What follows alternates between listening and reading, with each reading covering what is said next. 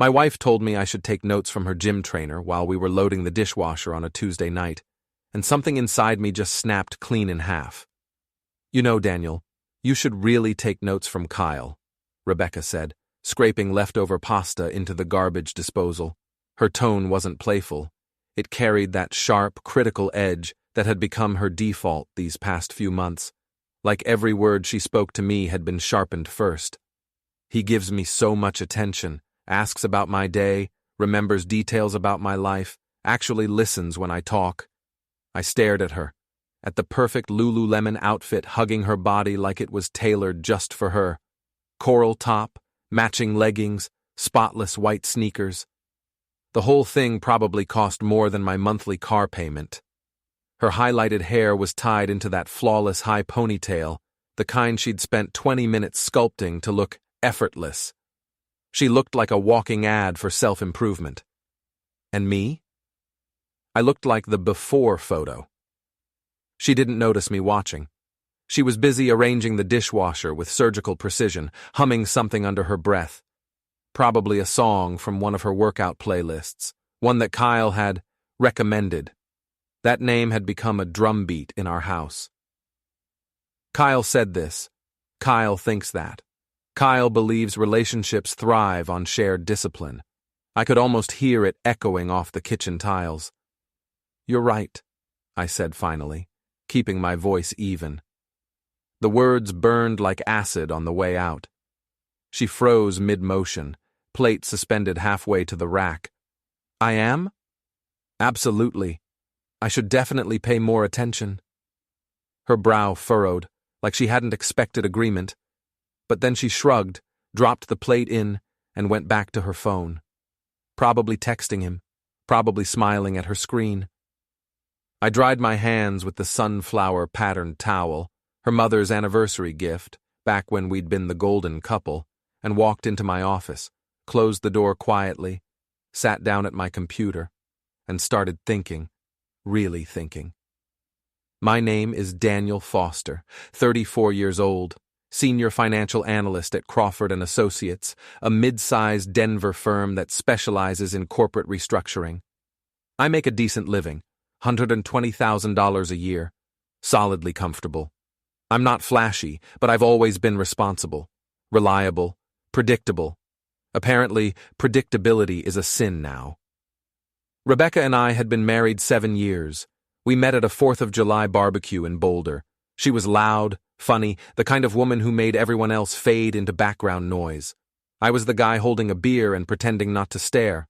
She came over, teased me about my accountant posture, and by the end of the night we were talking like we'd known each other for years.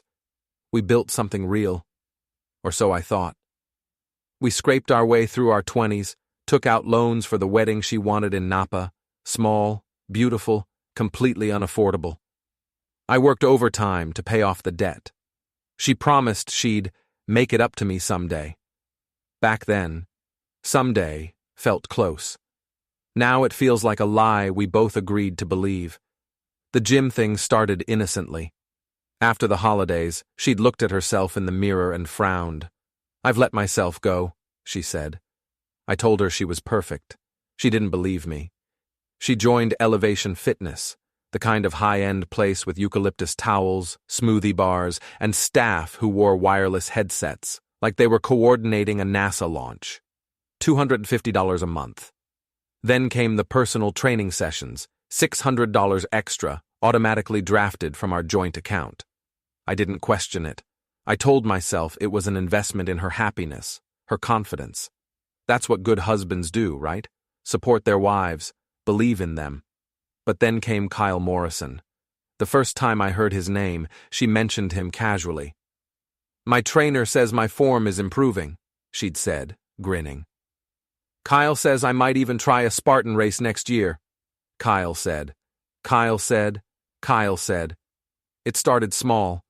Then it became a chorus. She began showering at the gym, coming home with damp hair that smelled like some expensive musky shampoo we didn't own. Her skin flushed, her smile distant. She bought new lingerie, not the practical kind, the kind meant for performance, not comfort. When she started sleeping with her phone under her pillow, I stopped pretending not to notice. I started to catalog things. Tiny moments, tiny betrayals. The way she tilted her screen away when she texted. The way she smiled when she mentioned him, like a secret only she got to keep. The way she said my name, flat, perfunctory, like an obligation. I tried to fix it. I really did. I planned date nights. She canceled. I booked a weekend getaway. She said work was too busy. I took a cooking class. She said she had training. Training. Always training. It wasn't just her body she was reshaping. It was her life. She was sculpting a new version of herself, and I wasn't in the picture anymore. That Tuesday night, the take notes from Kyle night, something broke cleanly, quietly. Not an explosion. Just a fracture I knew would never heal. When I closed the office door behind me, it wasn't to cool off. It was to start documenting. I opened a new folder on my computer, named it Elevation, and inside it I started saving everything. Bank statements, receipts, screenshots from our shared calendar. The gym invoices. I didn't know what I was looking for exactly. Proof? Closure? Maybe both. But I knew that when the truth came out, I didn't want to be caught unprepared. I'd spent my entire career analyzing patterns, seeing the stories hidden in numbers. Now, I was doing the same thing with my marriage, and the story I was uncovering was ugly. 2 days later, I drove Rebecca to work because her car was in the shop.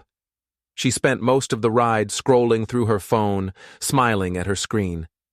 I glanced at the reflection in the window, her fingers typing, then pausing. A message preview flashed briefly before she tilted the phone away. Kyle M. Can't stop thinking about yesterday. She noticed my glance and turned the screen off too quickly. What? She said, her tone defensive. Nothing, I said. But I saw her throat tighten. She looked straight ahead, pretending to focus on traffic. When I dropped her off, she kissed my cheek automatically, habit, muscle memory, and said, "Don't forget to pick up dinner." Like nothing had changed, like everything hadn't. That night, I poured myself a drink I didn't need and went through her iPad. She'd left it on the couch, screen unlocked, a tiny miracle I took as permission from the universe. It didn't take long. There were texts, not explicit, not at first, but loaded. Flirtation wrapped in motivation, compliments disguised as encouragement, then, deeper in the thread, photos, smiling, sweaty, intimate, not pornographic, worse, familiar. Rebecca, you make me feel alive again. Kyle, you've always been alive, he just stopped noticing. I stared at that one for a long time. My hands didn't shake, my heart didn't race. It just stopped, like a switch had flipped. When I looked up from the screen, I saw my reflection in the black glass.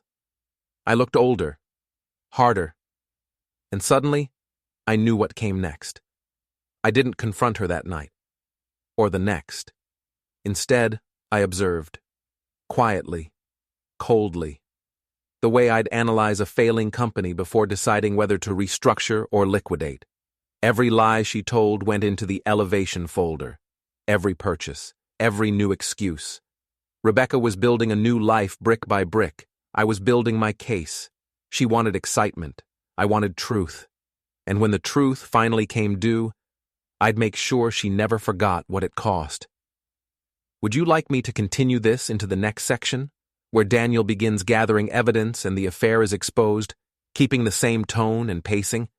That would naturally add another 5-6K characters of build-up and emotional depth. I opened a browser and typed Kyle Morrison Denver into Google, found his Instagram in 30 seconds. There he was, 31 years old according to his profile, 6'2", muscles on top of muscles, that permanent smirk that some men are born with and others have to practice. The kind of face that probably got him out of speeding tickets and into exclusive clubs without waiting in line. His bio said, fitness coach, transformation specialist, helping you become your best self, DM for training. His posts were full of sweaty gym selfies and before and after photos of clients. I scrolled through his recent photos and found 3 of Rebecca, my wife. The first showed her doing squats while he spotted her, his hands positioned on her hips in a way that seemed more intimate than professional. "Crushing those fitness goals," the caption read, with 3 fire emojis and a flexed bicep. Another showed them laughing together at a juice bar, heads close together, her hand on his arm. "Best clients become friends," the caption said, with a heart emoji. The third was from just 2 days ago, Rebecca in a sports bra and leggings, abs visible, looking better than I'd ever seen her. Kyle standing behind her with his hands on her shoulders. 6-month transformation, this rock star put in the work. The comments on these photos were interesting, revealing even. "You two look amazing together." "Power couple vibes, lucky trainer getting to work with such a beautiful woman. She's glowing. And Kyle, you're clearly doing something right." Kyle had responded to several of these comments with flame emojis and appreciate you messages. He'd liked several of Rebecca's personal Instagram posts too, not just recent workout pics. He'd scrolled back months and liked photos from our vacation to Mexico last year, Rebecca in a white bikini on the beach. Photos of her dressed up for her company Christmas party, in a red dress that I'd told her made her look stunning. Photos of her from a girls' night out, makeup perfect, hair curled, smiling at the camera like she didn't have a care in the world. That's not what trainers do with clients. That's what men do when they're interested in women. I checked our credit card statements more carefully, going back 6 months to when Rebecca had started at Elevation Fitness. The gym membership, yes. The training sessions, yes. But there were other charges too. Small things I'd overlooked or assumed had explanations. $18.50 at Brew Coffee House on March 15th at 2:30 p.m. Rebecca had been at work, or she was supposed to be. $45 at Freshie Restaurant on March 22nd at 1 p.m. Another workday lunch she'd never mentioned.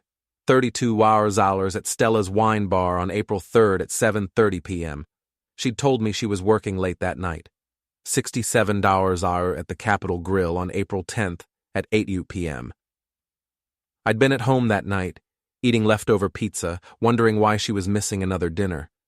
All told, there were at least 15 charges over the past 3 months that couldn't be explained by legitimate gym activities, coffee dates, restaurant meals. Even $85 at a Barnes & Noble. Rebecca hadn't read a book in 2 years. I added them up. $847.50 in unexplained charges.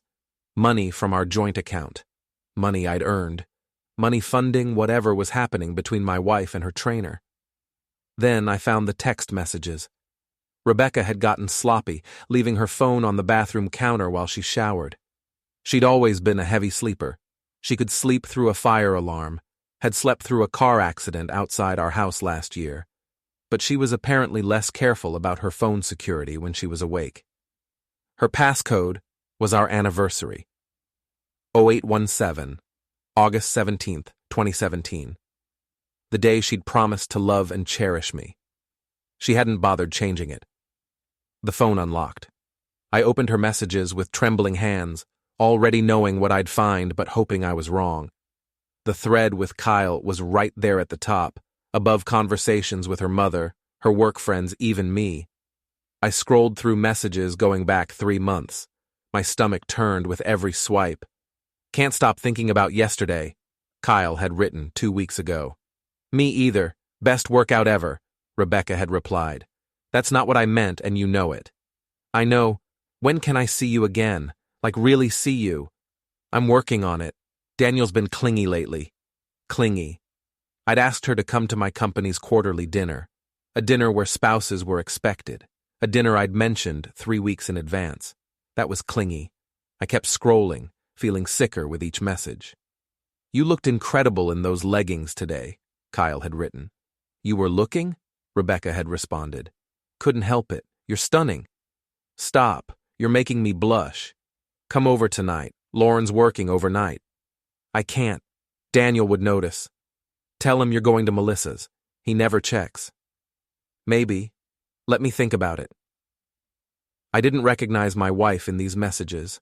This wasn't the woman I'd married, the woman who'd cried at our wedding and told me I was her forever. This was someone else, someone selfish and cruel and calculating. There were more messages, so many more. "I wish you could stay later," Kyle had written after one session. "Me too. I hate going home lately," Rebecca had replied. "Why don't you leave him? You deserve better." "It's complicated. The house, the money, everything. I'd take care of you." "Would you?" "You know I would. You're special, Rebecca. You make me feel special. Daniel just makes me feel stuck."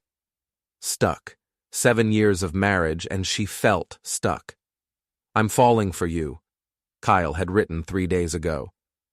"I think I'm falling for you too," Rebecca had replied. "So leave him. Be with me. Soon, I promise. I just need to figure out the logistics. I can wait, but not forever." "You won't have to wait long. I'm already planning my exit strategy."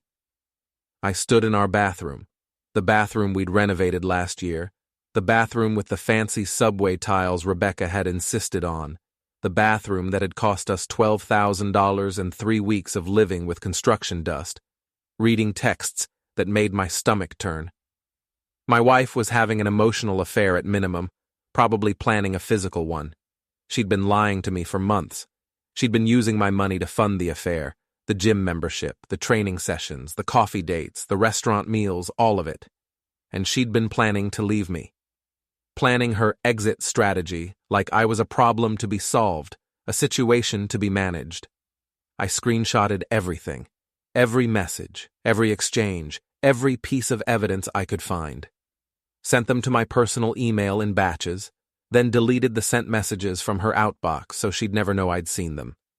I put her phone back exactly where I'd found it on the bathroom counter and went back to my office. Sat down in my desk chair, the expensive ergonomic one I'd bought after my back started hurting from long hours at work, and stared at the wall, thinking. I had all the proof I needed. Rebecca was having an affair, or close enough to it that the distinction didn't matter. She'd been lying to me for months, maybe longer. She'd been using our money, my money, to facilitate the affair. She'd been planning to leave me anyway. Now I had to decide what to do with that information. I could blow up the marriage right now, show her the screenshots, demand explanations, file for divorce. Or I could be strategic about this, calculated. Use the element of surprise to my advantage. Because here's what most people don't understand about financial analysts. We think in systems. We see problems and we architect solutions. We look for inefficiencies and exploit them. We find leverage points and we push. And I just identified a critical vulnerability in Kyle Morrison's life that Rebecca didn't know about. His wife. I opened a new browser tab and searched for Kyle Morrison Denver wife. Found his wedding photos from 3 years ago on several social media platforms. "Married my best friend today," one caption read, showing him in a tuxedo standing next to a pretty brunette in a white dress. I zoomed in on the photo, studying the woman's face. She looked familiar, like someone I'd seen before but couldn't quite place. I clicked on the tagged account. Lauren Morrison, RN. Lauren Morrison, registered nurse. Her profile was private, but her profile picture showed her face clearly enough. She was pretty in an understated way, natural beauty, kind eyes, genuine smile. The kind of woman who looked like she actually cared about people, unlike the Instagram fitness models Kyle probably spent his days flirting with. I stared at that profile picture for a long moment, trying to figure out why she looked so familiar. Then it hit me like a physical blow. Lauren Bailey. From West Valley High School. Holy shit. I sat there staring at the screen, memories flooding back so fast I felt dizzy and had to grip the armrests of my chair to keep from falling. Lauren Bailey had saved my life when I was 16 years old. It was November of my junior year at West Valley High School. I can still remember the cold, that bone-deep Colorado cold that seeps through your jacket and settles in your chest. My home life had been a nightmare. Still is, honestly, though I don't have to live it anymore. My father, Richard Foster, was what polite people called a functioning alcoholic. He held down a job at a manufacturing plant, paid the bills most months, showed up to work more often than not. But the moment he got home, he'd crack open the first beer of the evening. By 9 p.m., he'd be 6 beers deep and looking for someone to hurt. Usually, that someone was me. My mother, Catherine, was too beaten down, literally and figuratively, to protect anyone, including herself. She'd learned decades ago that intervening just meant she'd get hit too, so she'd mastered the art of becoming invisible. She'd disappear into the bedroom with a bottle of wine, turn on the TV loud enough to drown out whatever was happening in the kitchen, and pretend everything was fine. My older brother Ryan was the golden child, despite being objectively terrible. He'd learned to be just as cruel as our father, maybe worse because he was smarter about it. He knew how to hit without leaving visible bruises. He knew how to say things that hurt worse than fists. And he knew our father would never believe anything I said about him. I'd spent 16 years learning to be invisible too. To keep my head down, my grades up, my mouth shut. I'd gotten a part-time job at Safeway stocking shelves, saved every dollar I could, planned my escape to college like it was a prison break. But that November night, I'd made a mistake. I'd gotten a B on a calculus test. Not an F, not even a C, a B, 87%. I'd been proud of it. Calculus was hard, and Mr. Patterson was a notoriously difficult grader. My father had been drunk when I got home. 6 beers in, eyes glassy, looking for a reason to explode. "What's this?" he'd said, holding up the test I'd foolishly left on the kitchen table. "My calculus test. I got a B." "A B? You got a B?" His voice had gotten quiet. That was always worse than yelling. "It's a good grade, Dad. Calculus is—" The backhand had come so fast I hadn't seen it. One moment I'd been standing, the next I'd been on the floor, my ear ringing. "You think a B is good? You think that's going to get you to college? You're just as stupid as your mother." He'd stood over me, and I'd seen it in his eyes. He wasn't done. This wasn't going to be just one hit. This was going to be bad. So I'd run, scrambled to my feet, bolted for my bedroom, locked the door. He'd pounded on it for 5 minutes, screaming threats. I'd heard my mother's TV get louder. I'd heard Ryan laughing in his room. I'd looked around my bedroom, the small space I'd tried to make my own, with posters from movies and bands I liked, with books stacked everywhere because reading was escape, and I'd known I couldn't stay, not for one more night, not for one more year until graduation, not anymore. I'd packed a backpack with clothes, my saved money from Safeway, about $600, my phone charger, and a photo of my grandmother, the only family member who'd ever been kind to me. She died when I was 12. I still missed her. Then I'd climbed out my bedroom window, just like in the movies, and I'd walked away from my house at 1:30 in the morning, not knowing where I was going or what I'd do. It had been snowing. Just light flurries, but enough to make the night feel colder, emptier. I'd been wearing my work jacket from Safeway, not nearly warm enough for a November night. I'd walked for hours, aimlessly, just putting distance between me and that house. By the time I'd ended up at the 7-Eleven on Colfax Avenue at 2 a.m., I'd been freezing, exhausted, and trying not to cry because crying meant I was weak, and weak meant I'd end up like my mother.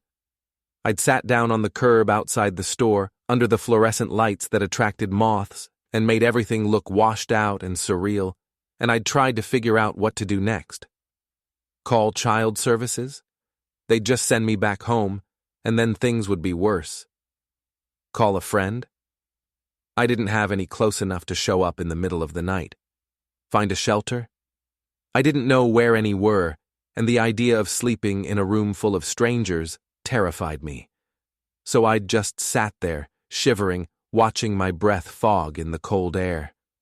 That's when Lauren Bailey had found me. She'd been coming off her shift at Danny's Diner next door. She'd worked there 3 nights a week, saving money for college because her mom couldn't afford to pay tuition. I'd known who she was. Everyone knew Lauren. She was popular but not in the mean way, smart but not in the show-off way, pretty but not intimidating. She was just good. One of those people who seemed genuinely decent in a school full of people pretending to be something they weren't. She'd walked out of the diner in her server uniform, seen me sitting on that curb, and stopped. "Daniel Foster?" she'd said. "Is that you?"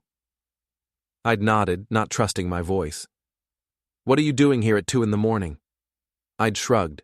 She'd looked at me more carefully then, seen the bruise forming on my cheek, the red liquid at the corner of my mouth, the way I was shaking from cold and adrenaline and fear.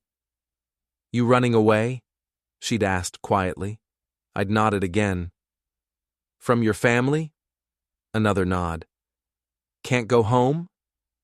"I'd rather freeze," I'd said, and my voice had cracked on the words. Lauren had thought about that for exactly 30 seconds. Then she'd sat down next to me on that curb, in her diner uniform that probably smelled like grease and coffee, and said, "My mom has a spare bedroom. You can crash there tonight. We'll figure out the rest tomorrow." "I don't want to be a burden," I'd managed to say. "You're not. Come on. My car's over there." She'd driven me to her apartment. She lived with her single mom, Patricia Bailey, who worked as a paralegal at a law firm downtown. Their apartment was small but clean, filled with books and plants and pictures of Lauren at various ages. It had felt warm, safe. Patricia had been awake when we'd arrived, waiting up for her daughter like good mothers do. "Mom, this is Daniel from school. He needs a place to stay tonight," Lauren had said. Patricia had looked at me, really looked at me, at the bruise and the terror I couldn't quite hide, and she'd asked exactly 0 questions. "I'll make up the spare bedroom," she'd said simply. "Lauren, get him some clean towels and show him where everything is." I'd stayed with them for 3 weeks. Patricia had contacted a social worker she knew through her job, explained the situation, and the social worker had helped me get placed with my Aunt Ellen in Aurora. Ellen was my mother's sister, and while she wasn't perfect, she drank too much and had a revolving door of boyfriends, she wasn't violent. That was enough. Lauren had checked on me throughout the rest of high school. She'd made sure I was eating lunch, invited me to group hangouts so I didn't spend every weekend alone, treated me like a human being worth knowing when most people looked at me like I was trash from the bad part of town. She'd never made a big deal out of helping me, never treated me like a charity case or a sob story. She'd just been kind, because that's who she was. We'd lost touch after graduation. She'd gone to Colorado State University for nursing school. I'd gone to CU Boulder on an academic scholarship. Turned out all those hours I'd spent studying to escape my house had paid off. I'd heard through the grapevine that she'd graduated, become a nurse, gotten married a few years ago, but I hadn't known to whom. And now I knew. She'd married Kyle Morrison, the man who was almost certainly sleeping with my wife. I stared at her profile picture on Instagram, this woman who'd shown me kindness when I'd had nothing, who'd given me a place to stay when I'd had nowhere to go, who'd treated me like I mattered when everyone else had written me off. She didn't deserve this. She didn't deserve to be married to a man who was pursuing my wife, who was probably pursuing other clients too, who was violating his marriage vows the same way Rebecca was violating ours. She'd saved me once. Now maybe I could return the favor. But first, I needed proof of what Kyle and Rebecca were actually doing. Concrete, undeniable proof that would protect both Lauren and me from any accusations of lying or exaggerating. I looked at the time. 10:47 p.m. Rebecca was still in the shower. I could hear the water running, hear her singing along to whatever pop song was playing on her phone. I went to our bedroom and looked around. Her laptop was on the nightstand, closed, but not locked. Rebecca had always been careless about digital security. She used the same password for everything, never cleared her browsing history, left herself logged into accounts. I opened the laptop. It woke up immediately, no password required. I opened her Chrome browser. Gmail was already logged in. So was Instagram, Facebook, and WhatsApp. I started downloading. Emails with Kyle, chat histories, photo albums, everything I could find that documented their relationship. There were photos I'd never seen, photos of them at coffee shops, at restaurants, at what looked like Kyle's apartment, photos of Rebecca laughing, leaning into him, looking at him the way she used to look at me. There were email exchanges about training schedules that were clearly code for meetings. There were WhatsApp messages with timestamps that matched up with nights Rebecca had claimed to be working late or out with friends. I saved everything to a flash drive, then deleted my browser history and closed the laptop. By the time Rebecca got out of the shower, I was back in my office, organizing files, building my case. I had everything I needed now: screenshots of texts, downloaded emails, photos, credit card statements showing unexplained charges, a timeline of when the affair had started and how it had progressed. Kyle Morrison had no idea what was coming. Neither did Rebecca. But Lauren deserved to know the truth, and I was going to tell her in a way that made absolutely certain she believed me. I ordered the gift basket at 2 a.m., unable to sleep, adrenaline coursing through my system like electricity.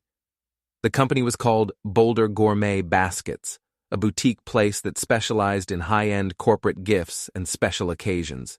Their website was sleek and professional.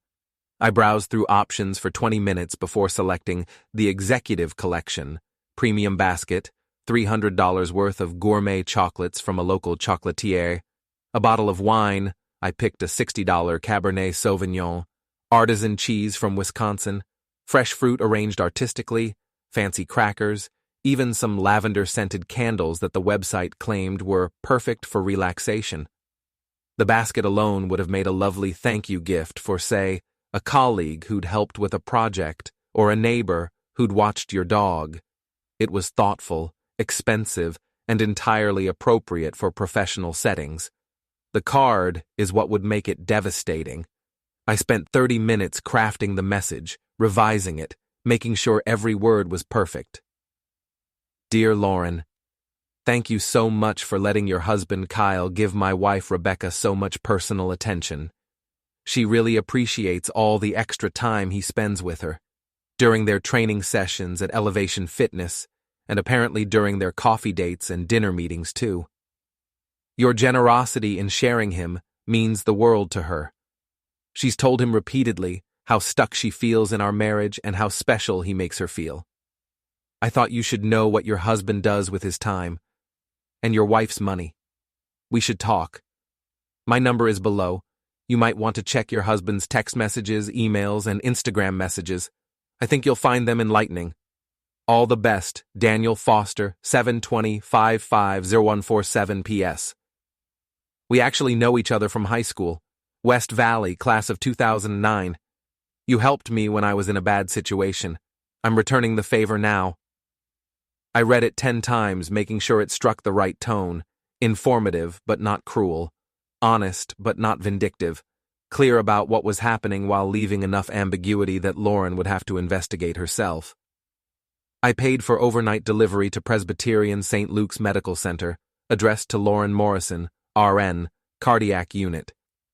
I'd looked up her work schedule online through the hospital staff directory. Thank you, internet age. She was working a day shift today, 7 a.m. to 7 p.m. The basket would arrive around 10 a.m., right in the middle of her shift. Her co-workers would see it. They'd probably gather around, the way nurses do, admiring the expensive gift and asking who sent it. Lauren would open the card in front of them, and then her world would implode, just like mine had when I'd read those text messages. The order was placed, delivery confirmed. There was no taking it back now. I crawled into bed at 3 a.m., Rebecca already asleep beside me, snoring softly. She'd braided her hair before bed. She always did now, said it made her hair healthier, though I suspected Kyle had mentioned he liked braids on women. She was wearing new pajamas too, silk ones I'd never seen, purchased from some expensive boutique with money from our account. I looked at her lying there, peaceful and oblivious, and felt nothing. No love, no anger, just a cold detachment that scared me a little. This woman had been my wife for 7 years. I'd loved her. I'd built a life with her. I'd imagined growing old with her. And now she was a stranger who happened to sleep in my bed while planning to leave me for her personal trainer. I turned off the light and stared at the ceiling in the dark, listening to her breathe, thinking about what tomorrow would bring. The gift basket would arrive at the hospital. Lauren would read the card. She'd check Kyle's phone, his emails, his messages. She'd find all the evidence of his affair, or multiple affairs, because I was starting to suspect Rebecca wasn't his first client to cross professional boundaries with. Then Lauren would call me, or she wouldn't. I had no way of knowing.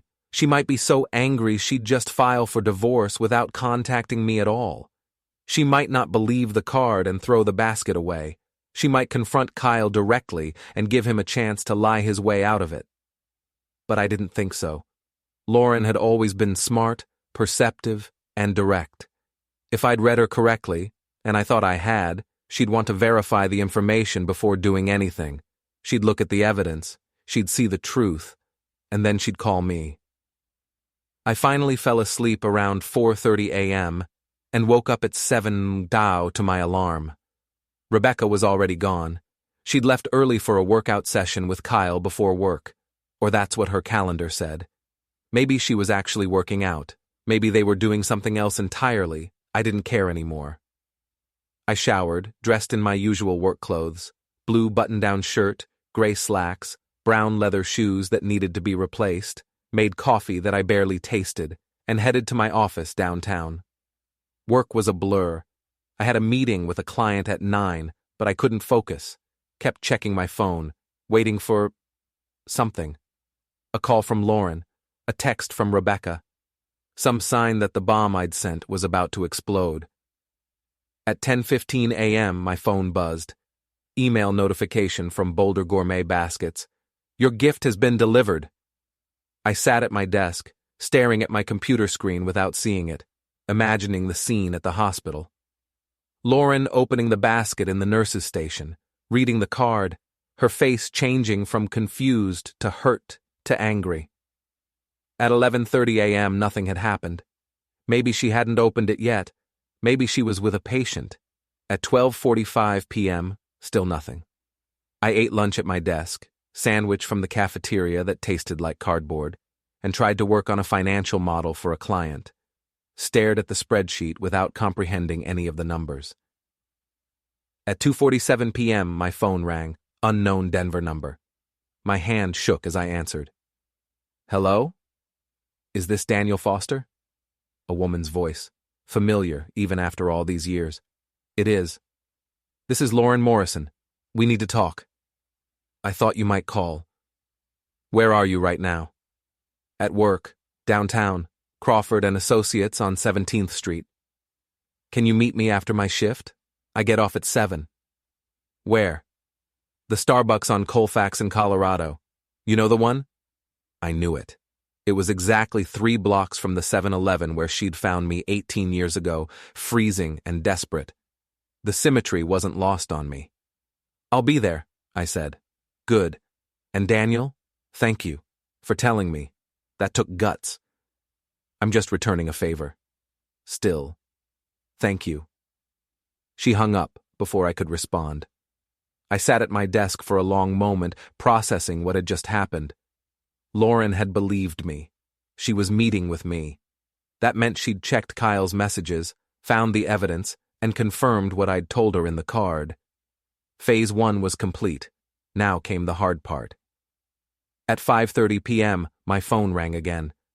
Rebecca. I stared at her name on the screen for 3 rings before answering. What did you do?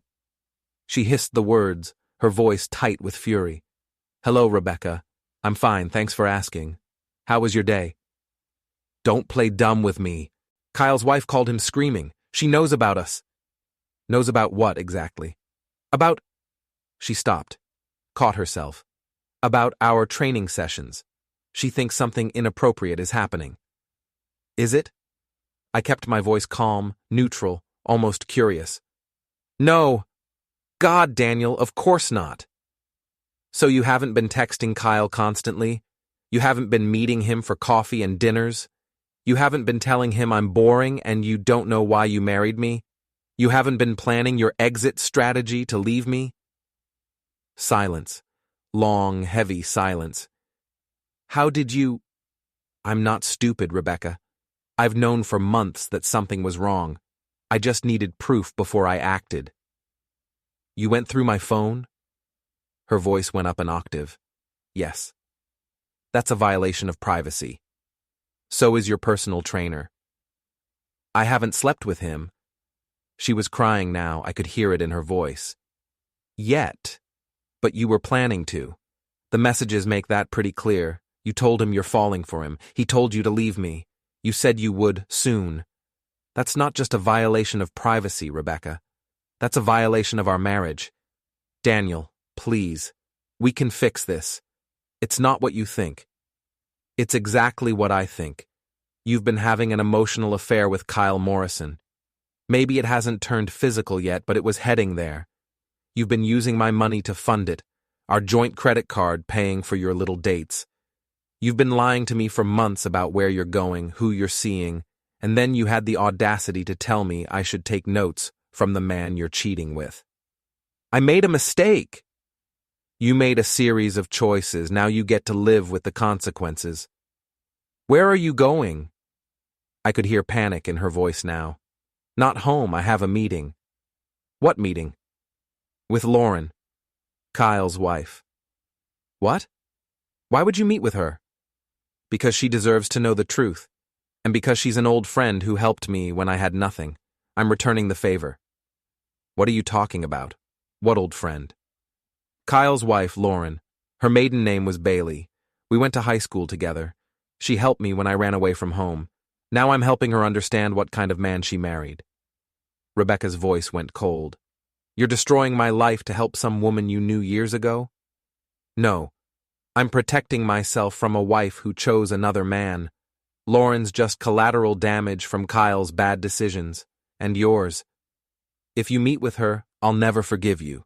Forgive me? You're the one who needs forgiveness, Rebecca, and you're not getting it. Not from me. I hung up. My hands were shaking now, adrenaline making my fingers tingle. That had been harder than I'd expected. Hearing her voice, hearing her try to manipulate me with tears and denials and accusations that I was the one in the wrong. But it was done. The truth was out. Rebecca knew I knew. Kyle knew Lauren knew. There was no going back now. I packed up my desk, told my assistant I had a personal emergency and would be working from home tomorrow, and drove to the Starbucks on Colfax. Lauren was already there when I arrived at 7:15, sitting at a corner table with 2 coffees in front of her. She looked older than her profile picture, 34 now, with tired eyes and worry lines that hadn't been there in high school, the kind of lines that come from years of stress and broken promises. But she still had that same direct gaze, that same no-nonsense presence that had made her so effective at cutting through bullshit back in high school. I got in line, ordered a black coffee I didn't really want, and sat down across from her. Daniel Foster, she said, and despite everything, she smiled. It was a sad smile, but genuine. I knew it was you when I saw the name on the card. I just couldn't believe it at first. Hey, Lauren, it's been a while. 18 years. You look good. Better than the last time I saw you, anyway. Her smile widened slightly. You were sitting on a curb at 2 a.m, half frozen, looking like you'd been hit. I thought you were going to die of hypothermia before I could get you to my car. You remember that night? Of course I remember. You were 16, terrified, and had nowhere to go. My mom and I weren't going to just leave you there. Your mom saved me that night. Both of you did. I never properly thanked you for that. You sent us a card when you graduated from CU. Full scholarship. Mom was so proud when she heard. She still asks about you sometimes. How is Patricia? Good. She remarried 5 years ago. A guy named Robert who's actually decent, which was a nice change. They're living in Fort Collins now.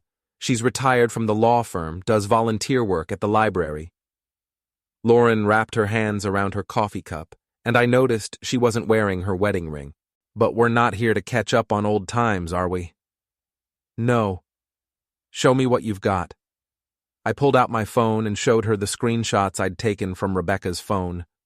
Watched her face go from neutral to pained to angry as she scrolled through the messages between my wife and her husband. How long has this been going on? She asked finally, handing my phone back. 3 months that I can prove from texts. Maybe longer. The credit card charges go back almost 6 months. Have they slept together? Rebecca says no. I don't know if I believe her. But even if they haven't, they were planning to. The intent was there. Lauren was quiet for a moment, staring at her coffee. Then she said, Kyle came home 2 hours ago acting strange. Kept checking his phone, pacing around the apartment. When I asked him what was wrong, he said one of his clients was causing drama. I asked which client. He said it didn't matter, that he'd handle it. He didn't mention the gift basket? Not a word. Pretended everything was fine. That's what he always does. She laughed, but there was no humor in it. God, I'm so tired of pretending everything's fine when it's not. How long have you known something was wrong? Lauren took a long sip of her coffee before answering. Honestly, since about 6 months after we got married. Kyle's always been charming. That's literally his job, being charismatic enough to convince people to hire him as their trainer. But the charm started extending to anyone in a sports bra about a year into our marriage. I'd catch him texting at weird hours. He'd come home late from training sessions that should have ended hours earlier. He'd smell like perfume that wasn't mine, and when I'd ask about it, he'd say it was from a client who hugged him goodbye. Did you ever confront him? Once. About a year ago. I told him I felt like he was being inappropriate with clients. He said I was being paranoid and insecure. Said I was lucky he stuck around when I was acting crazy and letting myself go. She touched her stomach unconsciously. I'd gained maybe 10 pounds from stress eating after my mom had a health scare. Kyle made it sound like I'd become a different person. So I shut up and tried to be the perfect wife. Started working out more, bought new clothes, made sure dinner was always ready when he got home. Thought maybe if I just tried harder, he'd stop looking at other women. Let me guess, it didn't work. It never works. Because the problem isn't me, it's him. She looked at me directly. Sound familiar? Yeah. Rebecca's been telling me for months that I'm boring, that I don't pay attention, that I need to be more spontaneous. Meanwhile, she's spending every free moment with your husband and charging our joint credit card for the privilege. They deserve each other. Maybe. But we don't deserve this. Lauren was quiet for a long moment, her hands wrapped around her coffee cup like she needed the warmth. Then she said something that surprised me. What do you want to do about it? What do you mean? She leaned forward, and I saw something fierce in her eyes. You didn't send me that gift basket just to be nice, Daniel. You're angry. You want revenge. So do I. She paused. So I'm asking, what do you want to do about it? I looked at this woman who'd saved me once before, who understood what it felt like to be discarded by someone who was supposed to love you, who was looking at me like we were co-conspirators planning something dangerous and necessary. I want them to face real consequences, I said slowly. Not just guilt or shame, real, tangible consequences that affect their lives the way they've affected ours. Like what? Kyle works at Elevation Fitness, right? He's their head trainer. Makes about $60,000 a year base salary, plus commissions from private clients. He probably clears 80, maybe 90,000 total. How would he feel about losing that job? Lauren's eyes narrowed. I'm listening. Elevation Fitness has a code of conduct for trainers. I checked their website. No dating clients, no inappropriate relationships, no using the gym for personal gain. It's all spelled out in their employee handbook, which they post online for transparency. Kyle signed that contract when he started working there. You're saying we report him. I'm saying we document everything and present it to his boss. The text messages where he's pursuing my wife. The Instagram posts that show them being overly familiar. The coffee dates charged to my credit card. Everything that proves he's violated his contract. They'll fire him. Yes. He'll blame me. He'll say I'm a vindictive bitch ruining his career because I'm jealous. Maybe. But you'll have proof he violated his employment contract. If he tries to claim wrongful termination, the gym will have documentation showing he pursued a married client for months. He won't have a case. Lauren considered this for a long moment. What about Rebecca? What happens to her in all this? What do you want to happen to her? I want her to understand what she's done. I want her to face consequences too. She's not an innocent victim here. She pursued my husband as much as he pursued her. I thought about it. Rebecca worked in marketing at Pharmatech Solutions, a company that prided itself on professional ethics and public image. If word got out that she'd been having an affair with her trainer, using company time to meet him for coffee and dinners. Rebecca works in marketing, I said slowly. Pharmaceutical company, very image conscious. They take reputation seriously. It's part of their brand. If her colleagues found out she was having an affair with her trainer, meeting him during work hours, it would reflect badly on the company. You'd try to get her fired? No. I'd let her panic and make mistakes. I'd let her paranoia about being found out affect her work. I'd let her implode on her own while I document everything for the divorce proceedings. Lauren smiled for the first time since I'd sat down. It wasn't a nice smile. It was the smile of someone who'd been hurt for too long and was finally ready to hurt back. You've thought about this. I've had time to think about it. Found the messages last night. Spent most of the night planning. When do we start? Tomorrow, first thing. We hit them both at once so they can't coordinate their stories or cover for each other. What do you need from me? Access to Kyle's phone if you can get it. Screenshots of any messages with Rebecca or other clients. Anything that proves this is a pattern of behavior, not just one isolated incident. I can do that. Kyle leaves his phone out all the time. Doesn't think I'll check it because I never have before. Big mistake. His biggest mistake was underestimating both of us.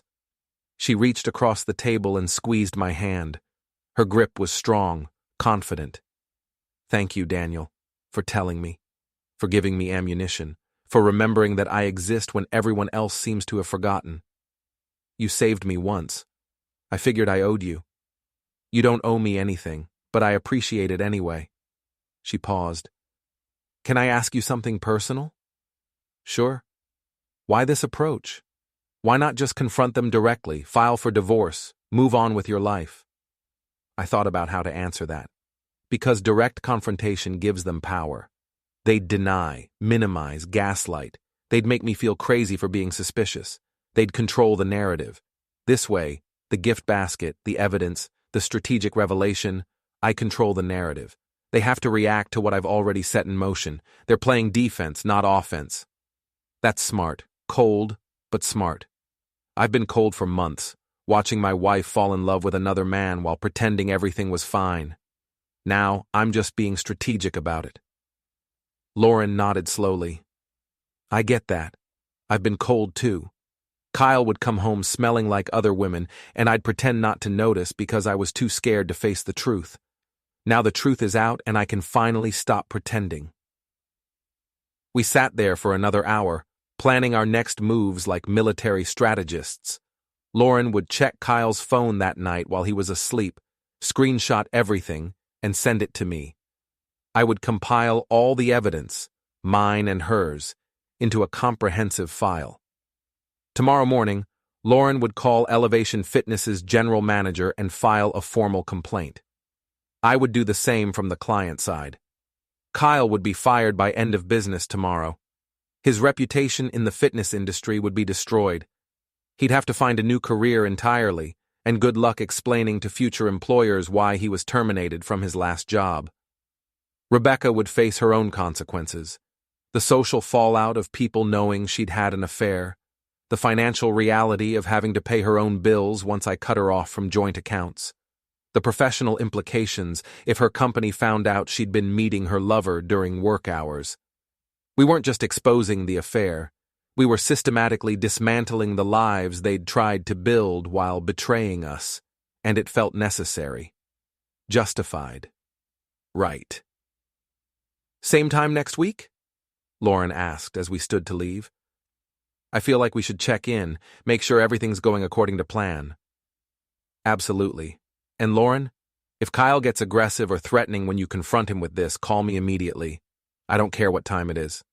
He's not violent, just manipulative. Still, call me if you need anything. She hugged me then, quick and fierce. Thank you, she said again, for giving me my life back. Thank you for saving mine 18 years ago. I drove home that night feeling more clear-headed than I had in months. Yes, my marriage was ending.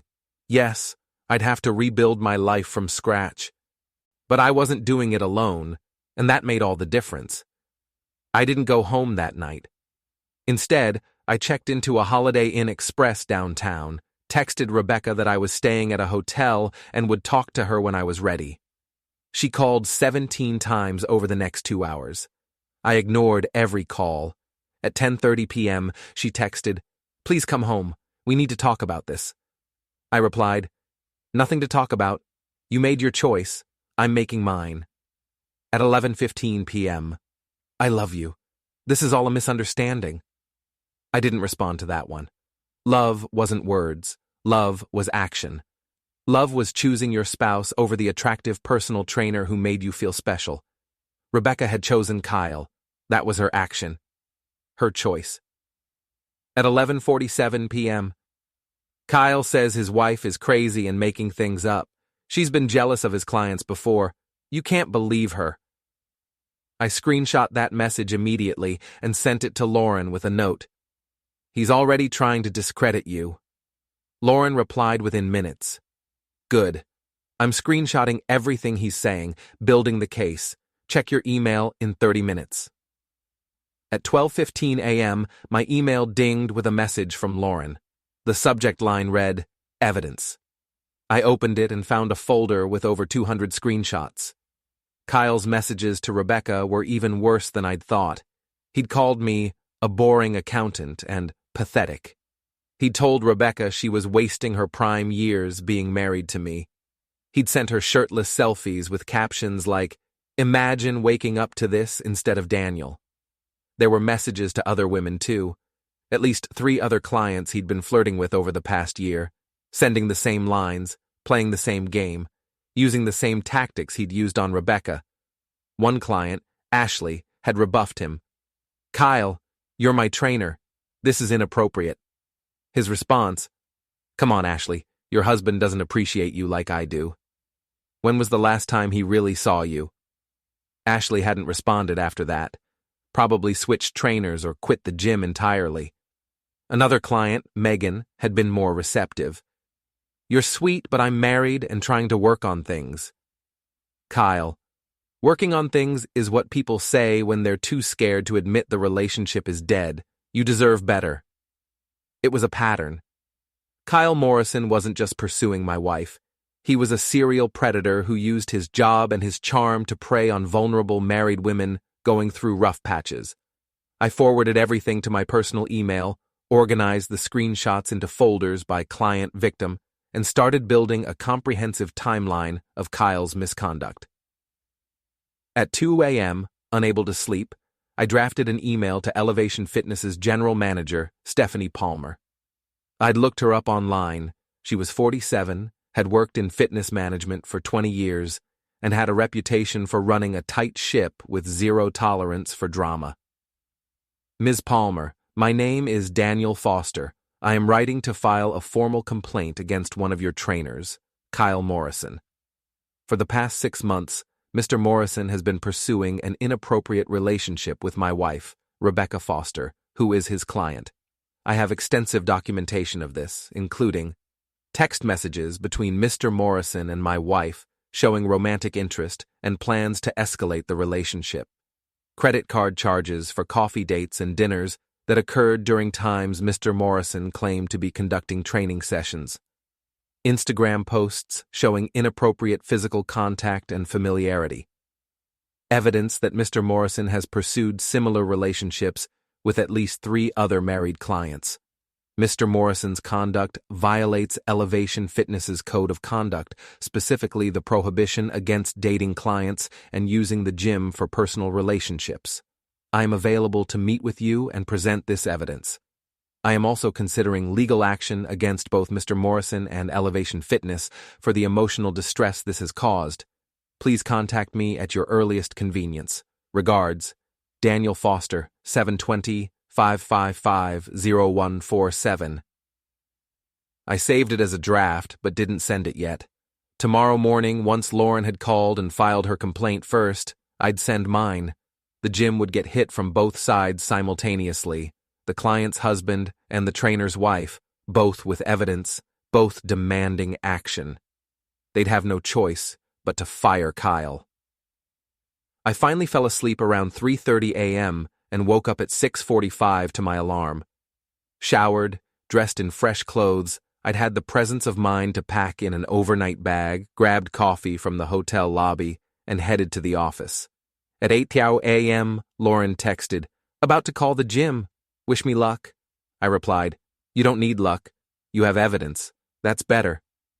At 8:45 a.m., "They want to see me. Meeting with the general manager at 10 a.m. "Good. I'm sending my complaint now." I hit send on the email to Stephanie Palmer. At 9:30 a.m., my phone rang. The caller ID showed Elevation Fitness. "Mr. Foster, this is Stephanie Palmer, General Manager at Elevation Fitness. I just received your email and I need to tell you, we've also received a complaint from Lauren Morrison, Mr. Kyle Morrison's wife. Can you come in today? We need to see all your evidence." "What time?"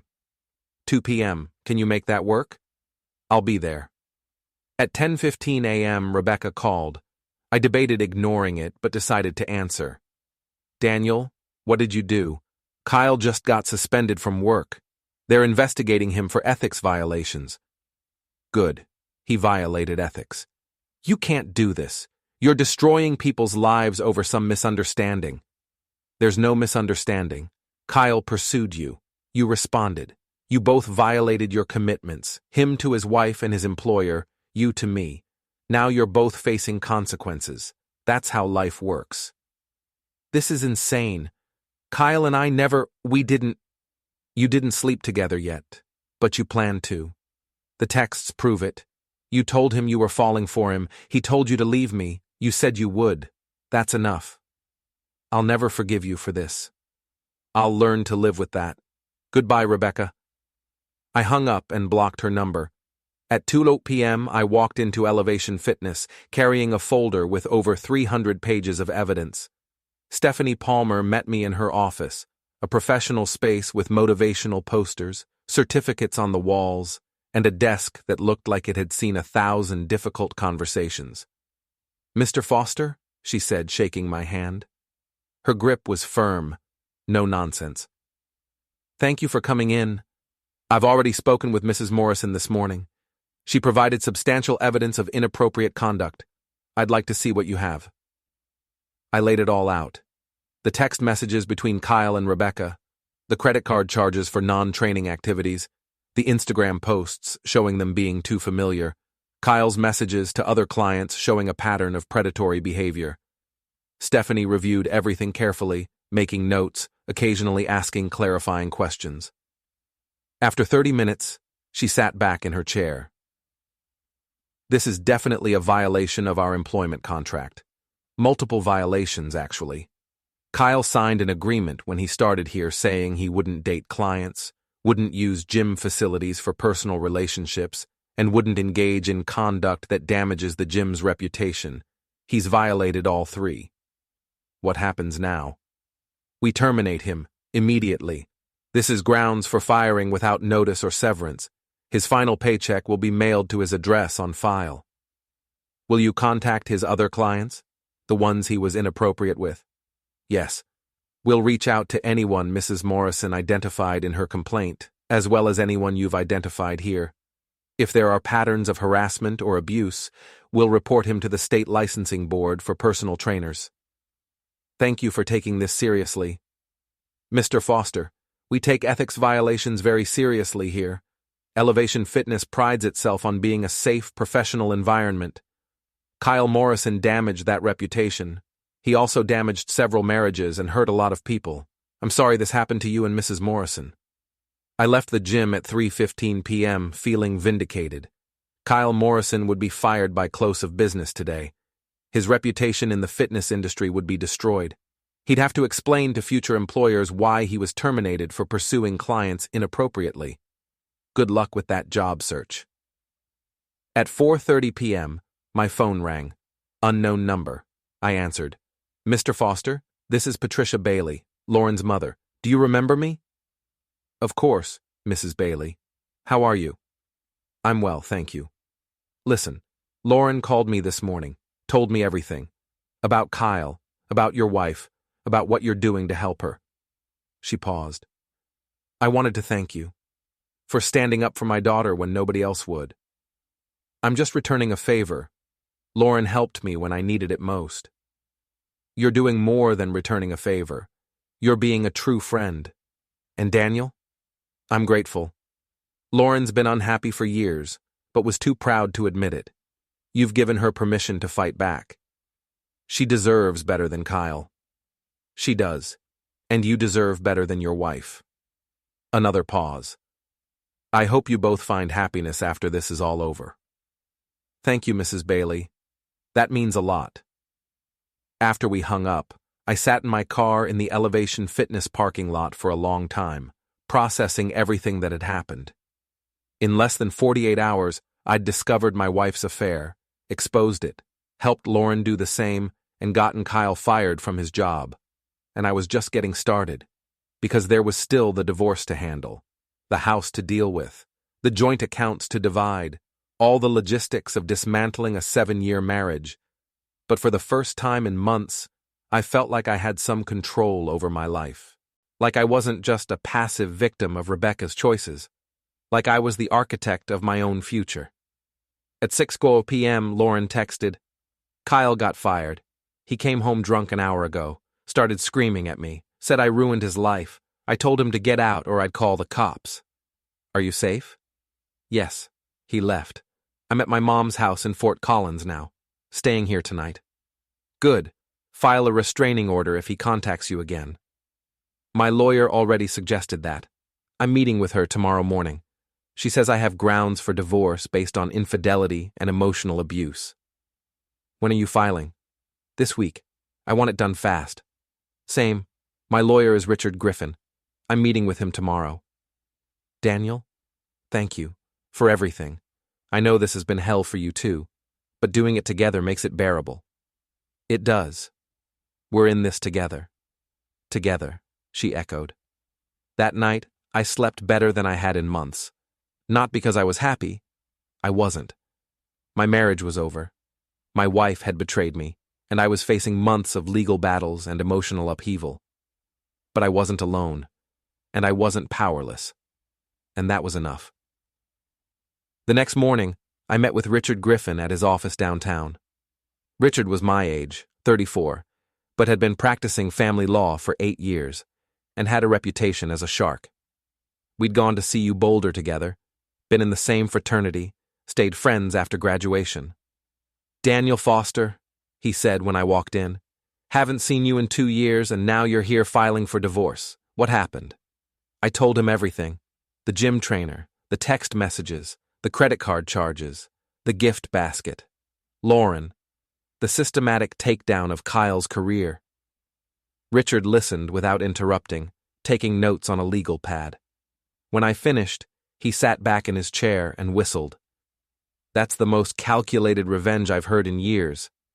It's not revenge. It's consequences. Semantics. You destroyed a man's career to make a point.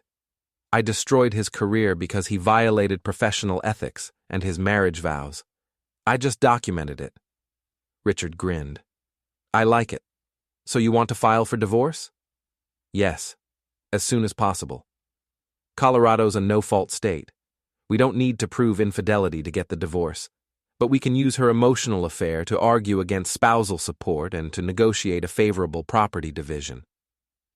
The house is in both our names, but I paid the down payment with inheritance money from my grandmother. Can we argue that's separate property? We can try. Depends on how commingled the finances are. How much was the down payment? $80,000. The house was $420,000. We've been paying the mortgage jointly for 4 years. Current value is probably $550,000. So your separate property claim is for the down payment only. The appreciation and mortgage payments are joint. We'll argue you should get the down payment back plus half the equity.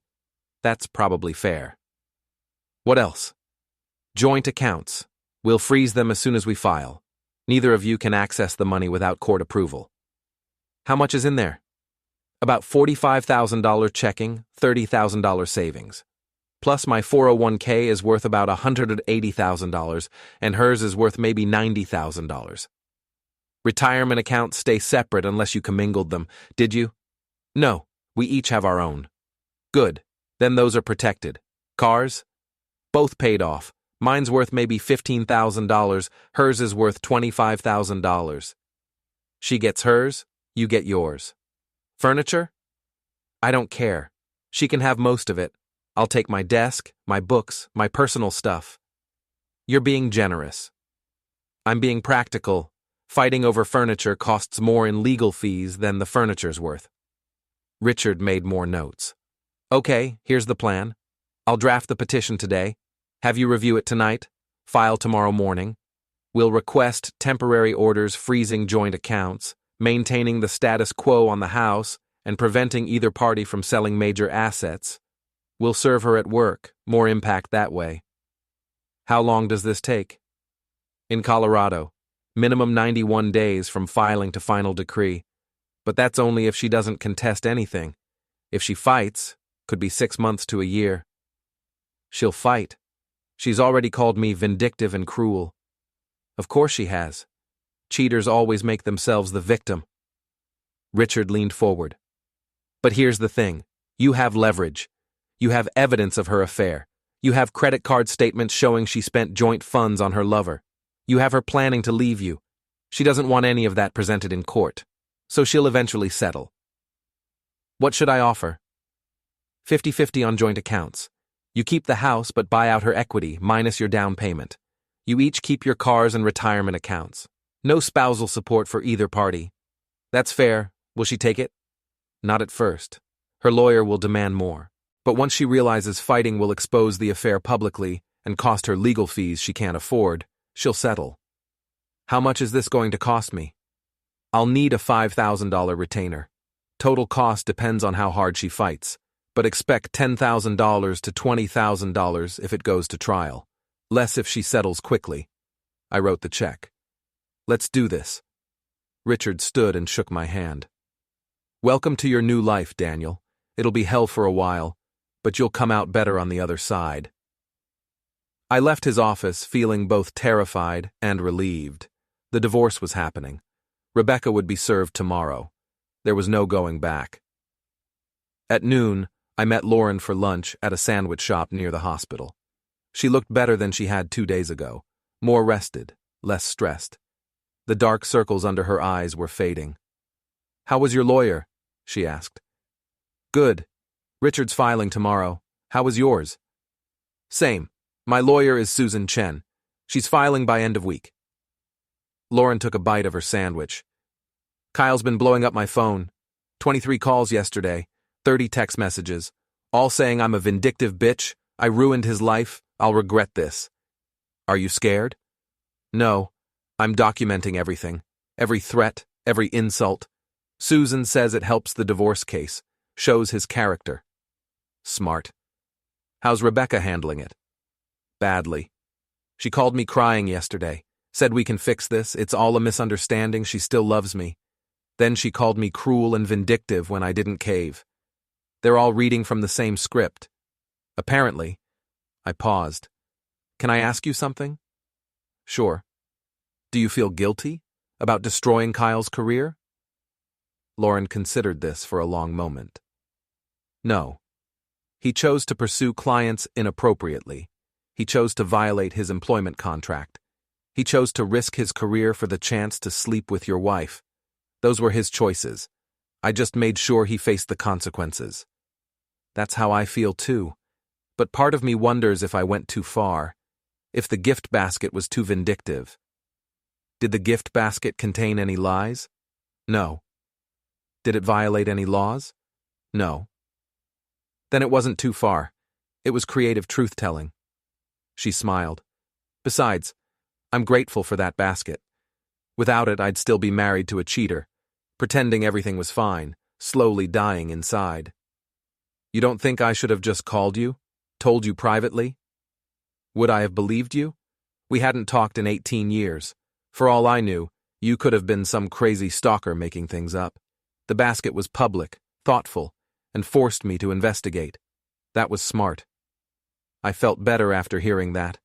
The gift basket had been the right move, even if it was unconventional. We finished lunch and walked back to the parking lot together. Lauren paused before getting in her car. I have a weird request, she said. Okay. My mom wants to have you over for dinner in Fort Collins this weekend. She says she wants to properly thank you for helping me. You don't need to do that. I know. But Mom insisted. She's old school like that. Plus, I think she wants to make sure you're eating properly. She always worried about you back in high school. Patricia Bailey worried about me. Of course. You were this skinny kid who looked like nobody fed him. She used to pack extra sandwiches for you in my lunch. Did you never notice? I had noticed. I'd just assumed Lauren was generous with her food. I didn't know her mother had been deliberately making sure I was fed. I'll be there, I said. What time? 6 p.m. Saturday. I'll text you the address. Should I bring anything? Just yourself, and maybe wine. Mom loves a good Pinot Noir. I drove back to my hotel, stopping at a liquor store to buy an expensive bottle of Pinot Noir for Saturday. Then I spent the afternoon working remotely, trying to focus on financial models and client reports while my phone periodically buzzed with messages from Rebecca that I didn't read. At 5:30 p.m., my brother called. Michael was 2 years older than me, lived in Seattle with his wife and 2 kids, worked as a software engineer. We talked maybe once a month, usually about nothing important. Mom called me, he said. Said you're getting divorced. How did Mom know?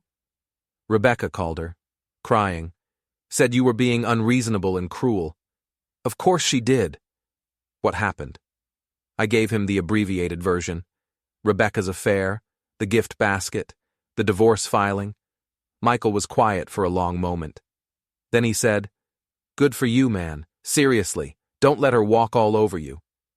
You think I did the right thing? Hell yes. She cheated. You protected yourself. That's exactly what you should do. Rebecca's trying to make me feel guilty about it. That's what cheaters do. They make themselves the victim so you'll back down. Don't fall for it. Stand your ground. I will.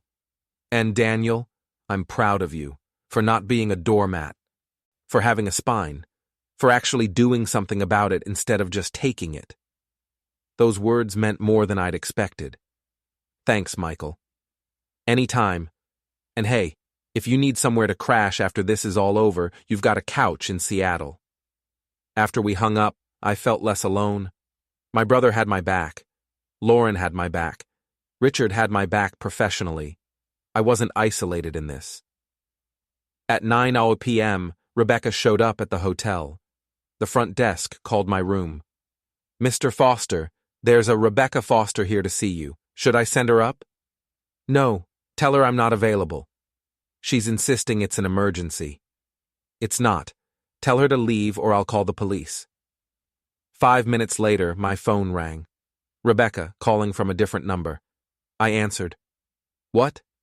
Please, Daniel, just talk to me, face to face, 5 minutes. We have nothing to talk about. Don't I at least deserve a chance to explain? You had months to explain. You chose to lie instead. I made a mistake. You made a series of deliberate choices over months. That's not a mistake. That's a pattern. Daniel, please. I love you. I don't want to lose you. You already lost me. The moment you started texting Kyle at 2 a.m. while I was asleep next to you. The moment you met him for coffee and lied about where you were. The moment you told him you were falling for him. That's when you lost me. We can go to counseling. No, we can't, because I don't trust you anymore, and without trust, there's no marriage. You're going to regret this. Maybe, but I'll regret staying with a cheater more. I hung up and blocked the new number, too. The next morning, Richard filed the divorce petition. Rebecca was served at her office at 11:30 a.m. I know because she sent me an email, the only way she could still contact me, at 11:47 a.m. Subject: unbelievable. How could you do this to me? Serve me at work? Everyone saw, everyone knows, you've humiliated me. I stared at the screen until the text blurred, then closed the laptop without replying. At 2:00 p.m., Richard called. Heads up, he said. Opposing counsel just reached out. Already? Her name is Jennifer Walsh, aggressive and expensive. She's demanding we withdraw the petition, says you're being punitive and unreasonable. Claims Rebecca wants to go to marriage counseling. What did you tell her? That my client has no interest in counseling, that we have evidence of an emotional affair, that we're proceeding. How'd she take it? She threatened to fight us on every single thing, property division, spousal support, attorney's fees, said this will get ugly. Let it get ugly, I said. I have evidence. She has excuses. Richard was quiet for a beat. Daniel, you're sure? Divorce is expensive and draining. If there's any chance... There isn't.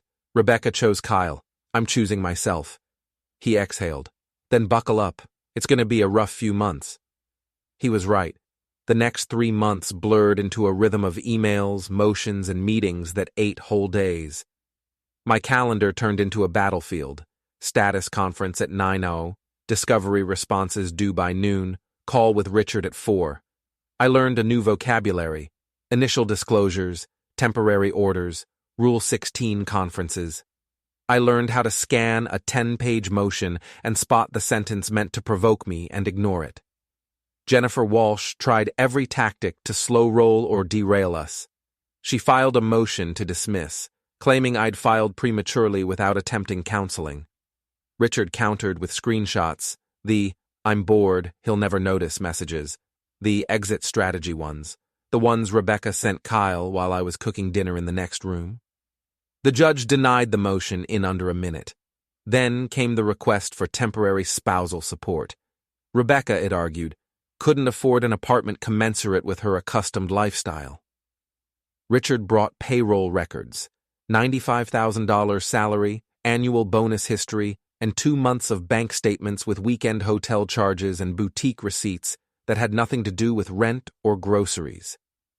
The judge glanced at the numbers, glanced at Rebecca, and moved on. She fought me on the house. Walsh's brief said Rebecca had contributed emotionally to making it a home, which, near as I could tell, meant she had picked paint colors. Richard slid a manila folder across the table. My $80,000 down payment wired from an account established before our marriage, contractor invoices in my name for the roof, the kitchen, the furnace, the driveway. Separate property contribution, he said, not looking up. The room felt airless. I felt steady. Every motion cost money. Every email another 1/10 of an hour. I started measuring my life in 6-minute increments. But every time I thought about giving in just to make it stop, I'd open that private folder on my phone. I'd read, "He's so boring," and "He'll never notice," and "We'll time this right." Rage would spike, then cool into resolve. Lauren was in the same war, different trenches. Kyle had retained a guy named Brad Morrison, another pit bull, and was demanding everything he could say with a straight face. Half the security deposit on the apartment, lease in her name. Half her savings, built mostly from double shifts. Spousal support, on the grounds that his budding training business was in a growth phase and relied on her income. But Lauren had receipts, the literal kind and the digital kind. She had DMs from Kyle to 3 clients, screenshots of schedules that overlapped suspiciously with date nights, a letter from Elevation Fitness confirming his termination for ethical violations. When Morrison tried the "hasn't he suffered enough" speech, her lawyer didn't blink. Consequences aren't cruelty, he said. They're math. The judge agreed. By mid-April, the lawsuits themselves began to run out of oxygen. Legal fees were piling up. Rebecca had burned through $15,000 in 2 months. Kyle was at $12,000 and paying late. My own invoices from Richard read like ledger lines of a slow, controlled fire. I paid them and slept better because of it. We did discovery.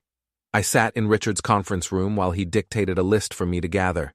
Tax returns for 5 years, bank statements, retirement summaries, the purchase contract for the house, the inspection reports. He built a spreadsheet that captured our whole marriage as numbers. Assets, liabilities, separate versus marital, fair market values, encumbrances. I used to love numbers. Somewhere around tab 7, I remembered why. Numbers don't pretend. They don't laugh behind your back. We went to a temporary orders hearing. Rebecca wore a black blazer that looked like penance. I didn't look at her. The judge listened, asked 3 questions, issued 4 orders, and scheduled the next conference. 15 minutes later, we were back in the hallway, the carpet muffling everyone's voices into whispers. That afternoon, Rebecca emailed again. Subject: "This isn't you. Please stop letting your lawyer bully me. I know you're a good man. We can go to counseling. We can fix this. Think about our memories." I typed 3 replies I didn't send, then closed the laptop again. Memories didn't entitle anyone to a future. Choices did. In early May, Jennifer Walsh called Richard with a settlement offer. Rebecca will accept 50-50 division of joint accounts. You keep the house, she keeps her car and retirement account, and she wants $10,000 from your retirement as compensation for equity, Richard said, flat as a metronome. No, I said. Retirement is separate. She's not touching it. She's alleging she gave up career opportunities to support your advancement. That's fiction. She had every opportunity and chose different. Richard relayed it.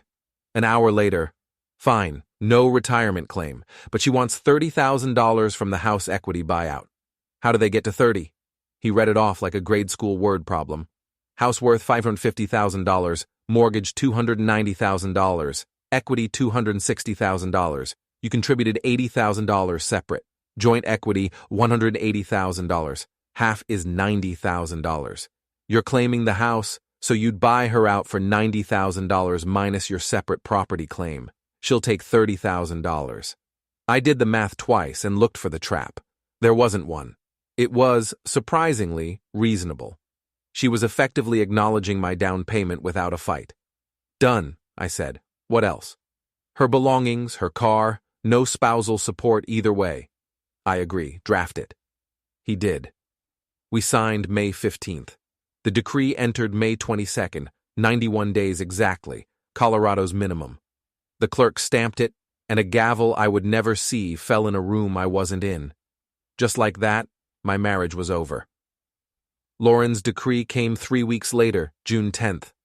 She got the apartment, her car, her savings, and her retirement. Kyle got his car and the boxes he'd carried out the night he left. The texts from his new number slowed, then stopped. On June 15th, we met at the same Thai place we'd used as a lifeboat for 3 months. Everything tasted brighter that night.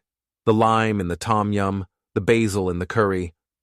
Maybe it was just that the air felt lighter. We're both officially single, Lauren said, raising her glass. Cheers to freedom. To freedom, I echoed. Glass to glass, a small, clean sound. How do you feel? She asked. Relieved, sad, angry, grateful. I shrugged. All of it. Same, she said. I kept waiting to feel this big cinematic moment, joy or collapse. Mostly I feel neutral. Maybe neutral is what peace feels like at first. She smiled. I like that. We ate slowly, the way you eat when you're not trying to escape a meal or distract yourself with one. We talked about ordinary things, her new schedule, my firm's horrible parking, Emma's newest word, it was more, which felt somehow on theme. When the bill came, we split it without ceremony. Outside, the Colorado evening was the best kind, warm, a little breezy, the sky holding on to its last light like it had something to prove. In the parking lot, she turned to me with that searching energy I'd come to recognize. "I'm glad we reconnected," she said. "The circumstances were trash, but having you in my life has been good." "I don't know how I would have done this without you," I said. "With anyone else, it would have turned into a competition over pain." "We got through it together," she said. "Together," I repeated. It felt right. She hugged me, longer than before, a little tighter. When she stepped back, her eyes were bright, not with tears, but with something like caution. "Can I ask you something?" "Always." "Do you think we're trauma bonded," she said, "or is this real friendship?" "Does it matter?" I asked, then softened. "I don't want to confuse gratitude for connection either." "What if it's both?" She weighed that, then nodded. "Then I guess we figure it out as we go." "Sounds like a plan." She drove off. I sat in my car for a minute, both emptied and full. 3 months ago, my life had been a house fire. Now it was a cleared foundation. The smell of smoke still lingered, but there was room to build. I drove home, to my house now, not ours. I walked from room to room, flicking on lights the way I used to when I traveled for work and wanted the place to remember me. The silence didn't echo anymore. It settled. I stood in the doorway to the bedroom and didn't see betrayal. I saw new furniture I hadn't bought yet. I opened the fridge and didn't see her favorite yogurt. I saw space. I made tea and opened a blank note on my phone. New terms. I listed them in plain language. Pay bills on time, including the ones that are emotional. Keep receipts, actual and metaphorical. Don't negotiate with people who benefit from your confusion. Believe behavior, not promises. Choose yourself without apology. I set the phone down and sipped the tea. Outside, a neighbor's dog barked twice and stopped. A car door closed. Somewhere someone laughed. Life moved, indifferent and generous. My ring sat on the counter where I'd left it the day I told Richard to file. I picked it up, turned it once in my fingers, then set it in a small wooden box Claire had given me years ago for Christmas. I closed the lid. Not anger, not triumph, just the sound of something finished. I didn't know what came next. Dating eventually, maybe. Time first, definitely. More dinners with Lauren, more babysitting Emma so Lauren could sleep. Work that wasn't a refuge or a punishment, just work. Mornings that weren't heavy. I turned off the kitchen light and started up the stairs. Halfway up, I paused and looked back at the living room. The couch, the coffee table, the picture window catching the last rim of blue. It was quiet. It was mine. And that was enough. For now, that was more than enough.